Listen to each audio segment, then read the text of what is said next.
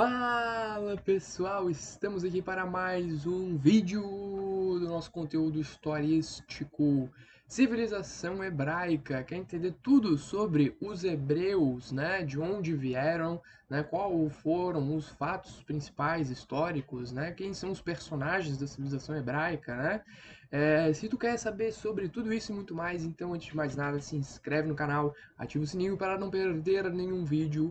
Curte, comenta aí o que você está achando dos vídeos de antiguidade e compartilha com quem você acha que vai aproveitar bastante esse conteúdo.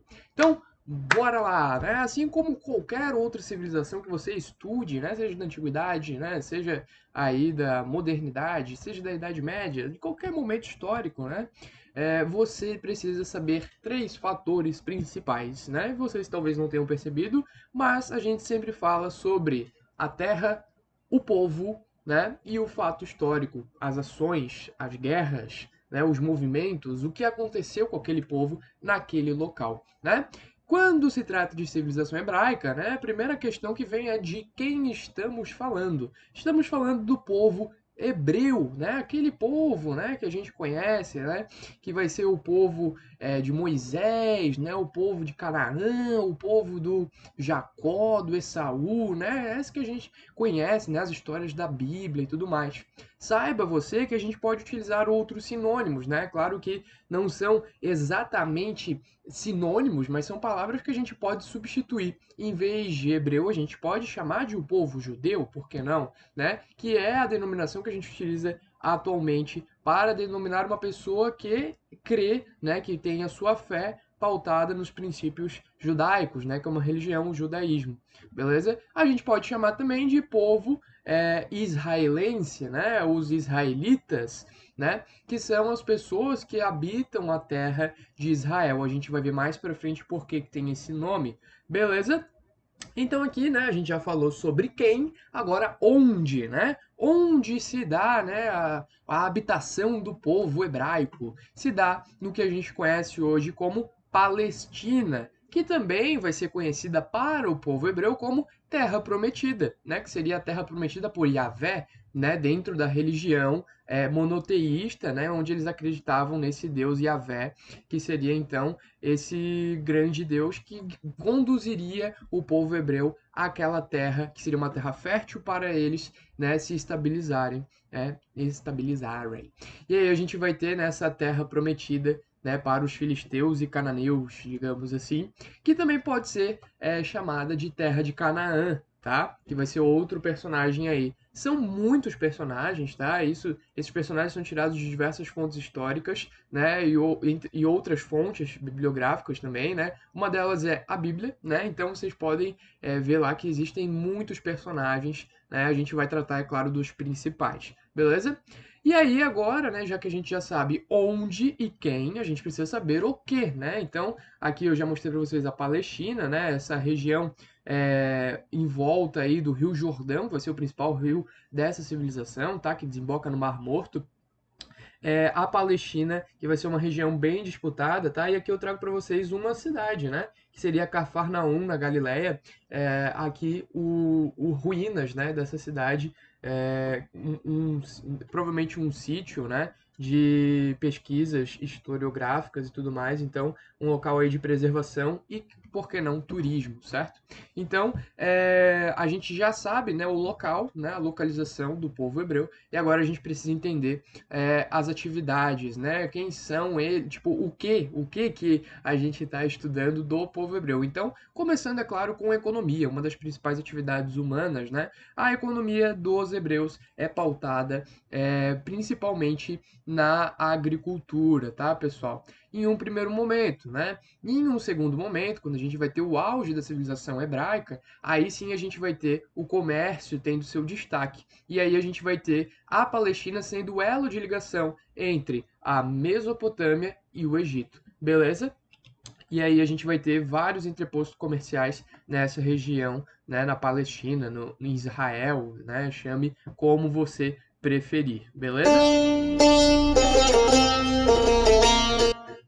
Né? E a gente também tem outro, né, fato histórico, que é a cultura, né? E por por falar em cultura, a gente tem que entender, né, de onde vem esse povo, né, e qual a trajetória desse povo, porque a cultura ela é muito influenciada pela trajetória, pelas raízes, pelas origens de um determinado povo, né? E aí vocês precisam saber que o povo, a civilização hebraica, tem origem semita, tá? O que que quer dizer isso, Bruno? São povos, né, ali, principalmente ali do Oriente, tá? Do Oriente Próximo, ali do Oriente Médio, entre essas duas regiões, tá? E vem de Sem, né? Sem que foi um patriarca aí, um pouco antecessor, tá?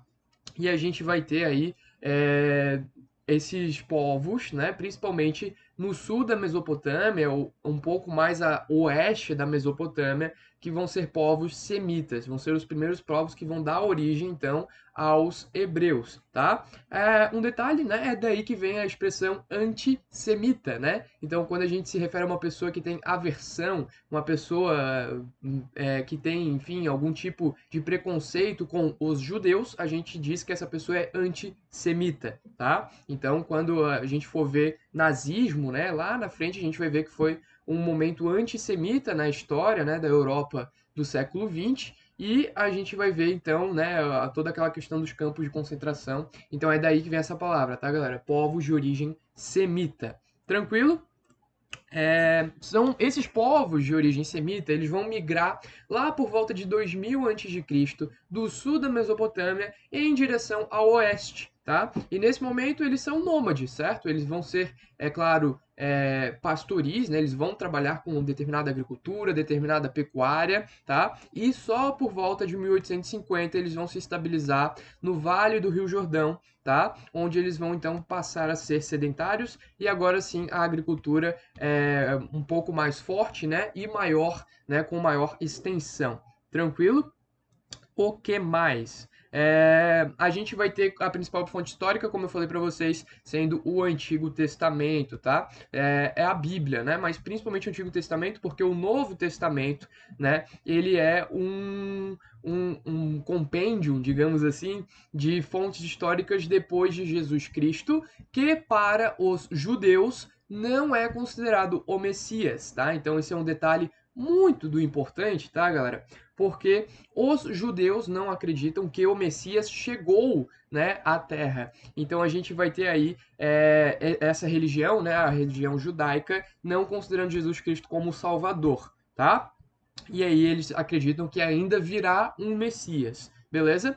A religião judaica, ela é composta aí principalmente pelos escritos do Antigo Testamento. Dentre eles, nós temos o Pentateuco, né, que reúne os livros de Gênesis, Êxodo, Levítico, Números e Deuteronômio, tá? Reúne também a Torá, que são as leis judaicas, tá? Que são basicamente compostas pelo Pentateuco, e a gente ainda tem alguns outros escritos, tá? Alguns outros livros, como por exemplo Salmos, né? Como por exemplo Cânticos e outros vários. Tá bom, pessoal?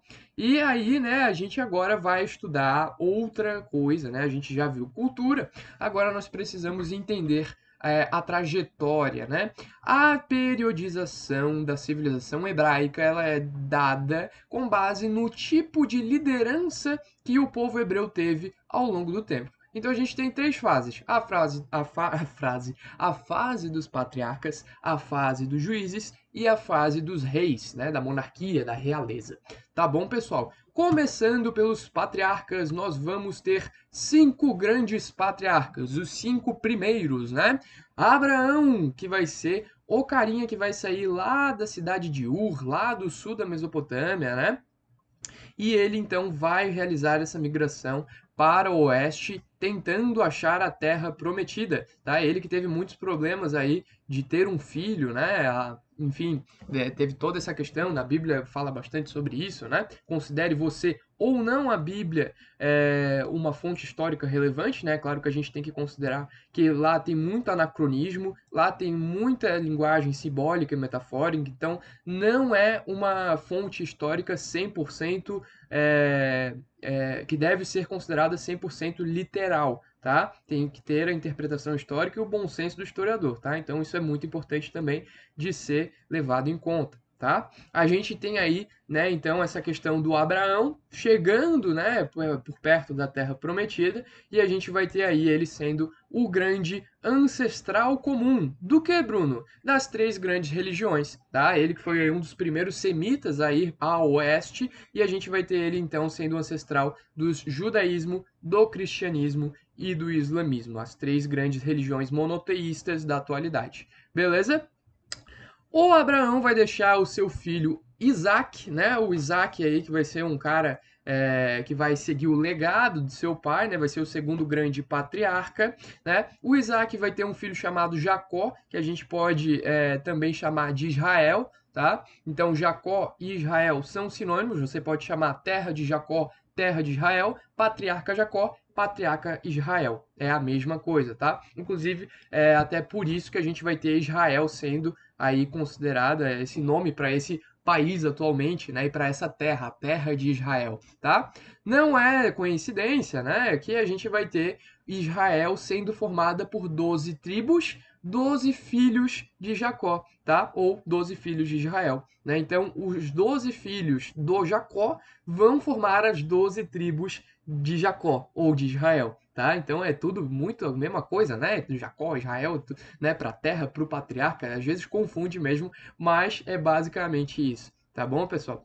Um dos filhos de Jacó, né? O Jacó, ele vai ter um filho chamado José, tá? Conhecido aí como José do Egito em várias histórias. O José do Egito, ele vai ser o carinha que vai ser vendido pelos irmãos para os egípcios. Olha só que loucura, né? Os carinha tava com muito ciúme. Ah, o José tem muita atenção do nosso pai, né? O Isaac só quer saber de José. Vamos vender ele para os egípcios. E aí o José vai ser vendido. A gente vai ter depois o José crescendo no Egito até ele se tornar ministro do faraó. Olha como a vida ela é irônica, né?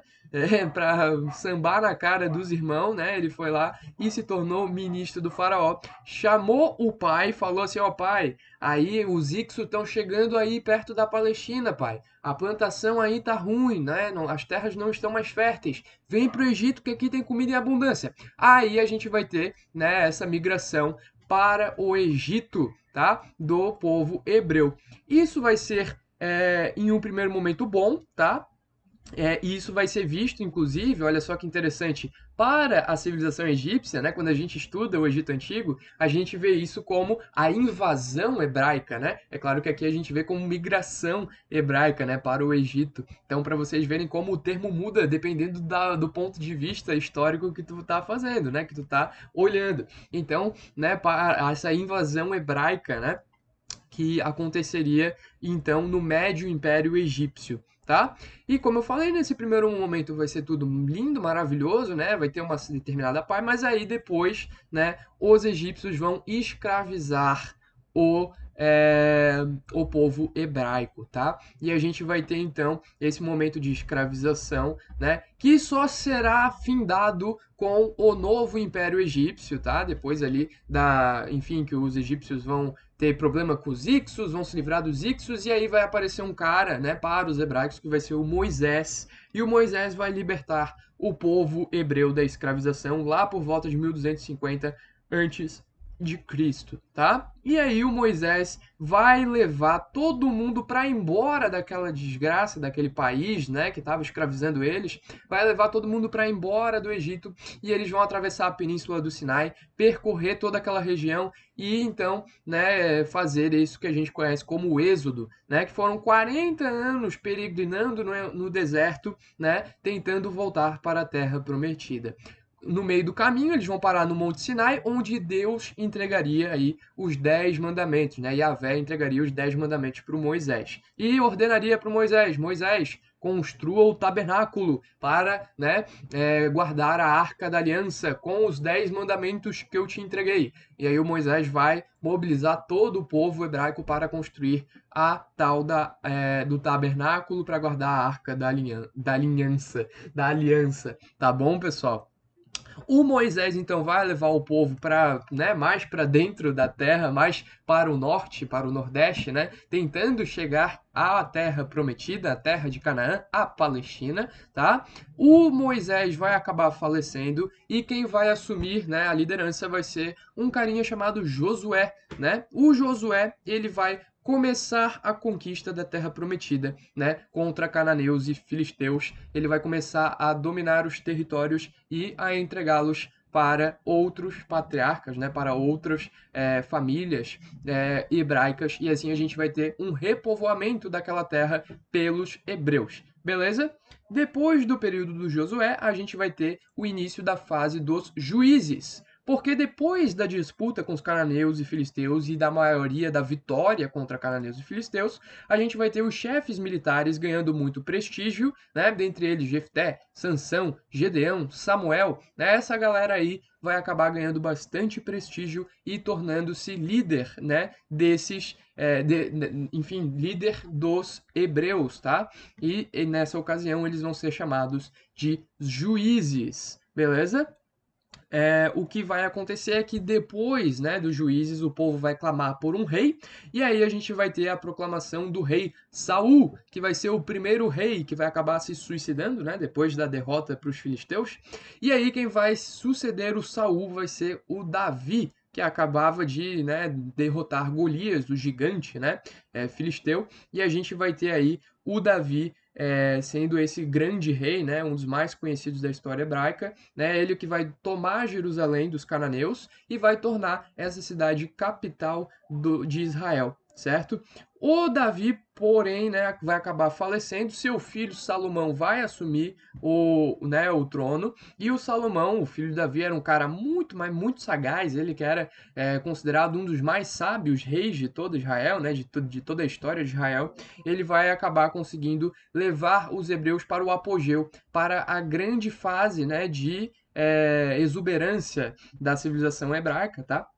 E a gente vai ter, né, esse período de esplendor, onde a gente vai ter, inclusive, a construção do Templo de Jerusalém, tá? Aqui embaixo eu trago uma foto um pouco atrasada para vocês, mas é a foto do tabernáculo, né? E a Arca da Aliança eu mostro mais para frente também. Beleza? O que vai acontecer é que depois da morte do Salomão, que foi esse grande rei, né, de Israel, a gente vai ter um cisma, né, a divisão do reino ali, né, do reino de Jacó, né, em dois, né, a gente vai ter a divisão em reino de Judá e reino de Israel. Né, o reino de Judá composto por duas tribos com capital em Jerusalém, mais tradicional, ali seguindo, né, a linhagem correta, digamos assim, né, a linhagem de sucessores do Salomão, e o reino de Israel, que não aceitou, né, a linhagem, e vai aí ser composto por 10 tribos, cuja capital será a Samaria. Beleza, galera?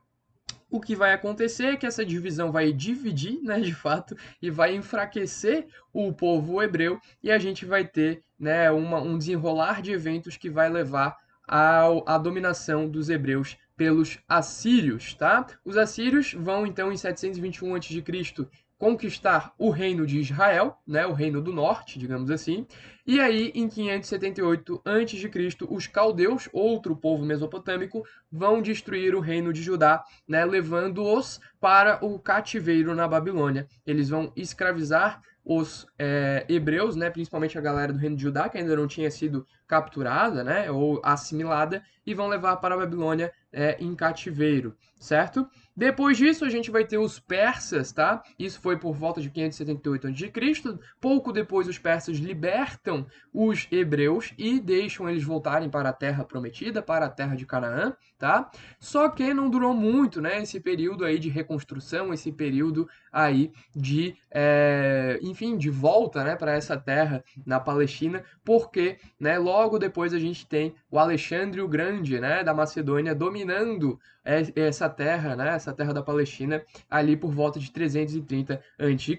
Depois dos gregos, né, do Alexandre o Grande, ali do período helenístico, dominar a terra prometida, a gente vai ter os romanos dominando, tá? E aí a gente vai ter nascimento de Jesus Cristo, né? A gente vai ter inclusive alguns ruídos, né, ali algumas tensões entre os romanos e os hebreus, e por fim, então, a diáspora, né, causada então pelos romanos que vão expulsar os hebreus daquela região. Né? Isso tudo acontece por conta, né, desse movimento de Jesus Cristo, né, que estava gerando muito tumulto, digamos assim, né? Ele que estava tentando procurar coisas melhores para o povo hebraico, se opondo a determinadas resoluções, né, a determinadas mandatários aí dos romanos, e ele vai acabar sendo crucificado como símbolo, tá? Tudo isso a gente vai ver com mais detalhes quando a gente for estudar os romanos, né, de fato, porque essa questão do Jesus Cristo, né, ser crucificado, morto, sepultado,